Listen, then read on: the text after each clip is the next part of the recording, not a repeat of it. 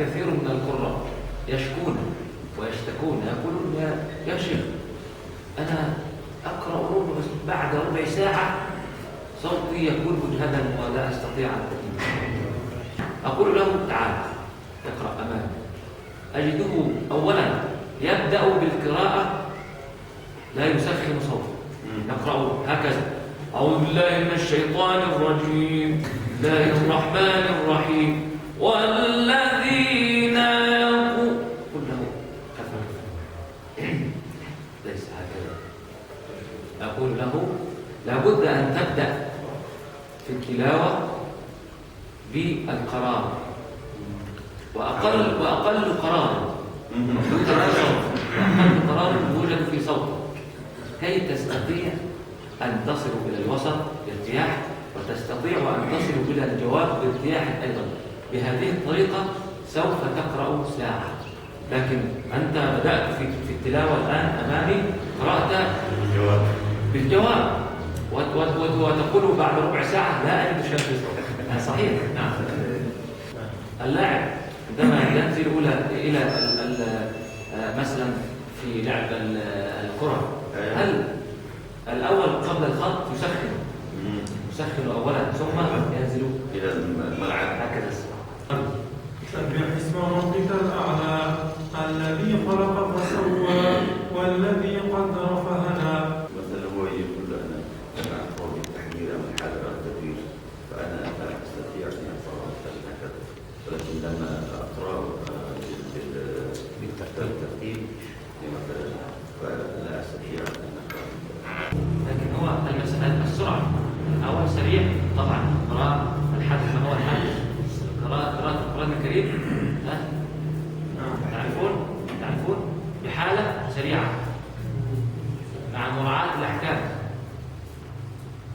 لكن الترتيب هو أكثر اطمئنانا مع مراعاة الأحكام وتدبر المعاني. صحيح؟ تعرفون ذلك؟ نعم.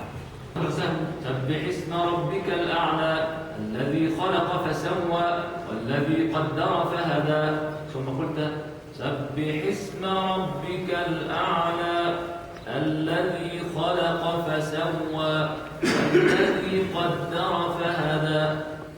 جميل.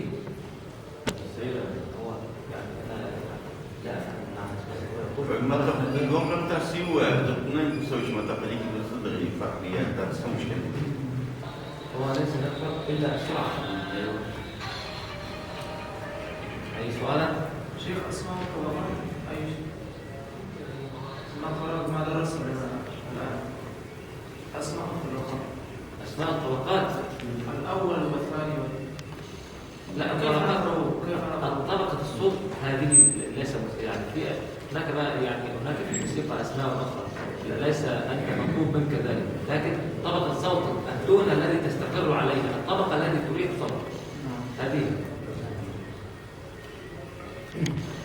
نقرأ لمدة 5 دقائق بيان ممكن؟ أعوذ بالله من الشيطان الرجيم.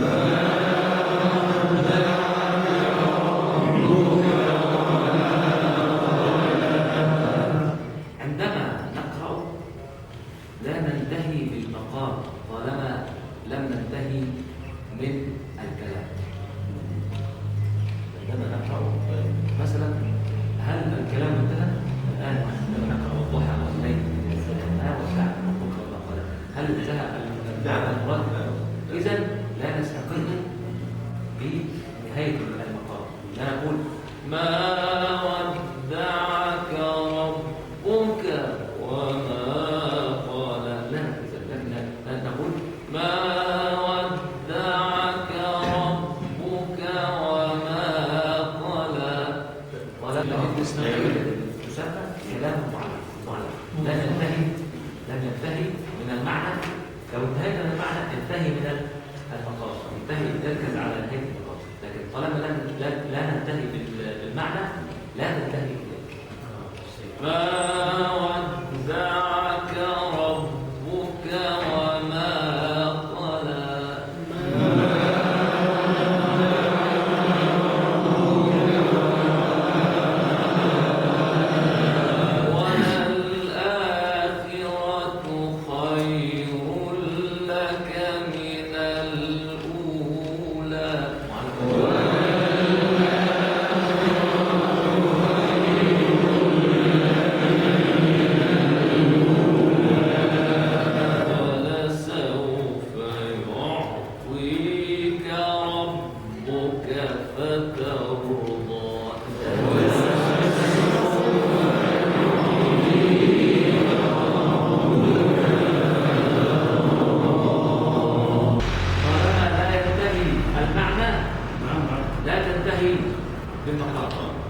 عندما ينتهي المعنى انتهي.